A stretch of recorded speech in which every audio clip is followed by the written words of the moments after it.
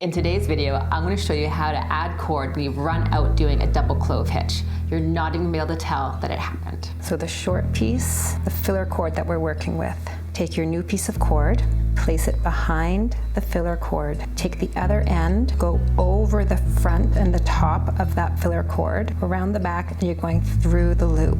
You just pull that through. Now you have half of the double clove hitch done. So take the end again, go back over the top. You're going to the left of the first knot you did, around the back and through the opening again. And now you just push those back into place. You want to tuck that in behind the work, and then you just continue on doing your double clove hitches.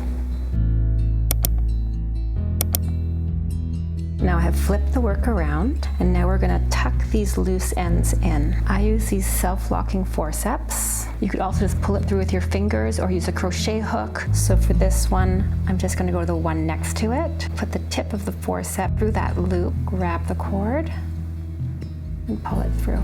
Let's do the same thing with this one. I'm going to go over here, the one above the one we just did, go in behind the loop, grab the cord, pull it through. And then you just trim those ends and you'll never know the wiser. And then I always go in with my fabric glue, and I just put a little dab on each of those spots so that it doesn't come undone. And this is what it looks like when you flip it back to the front side, and you would never have any clue that you ran out of cord.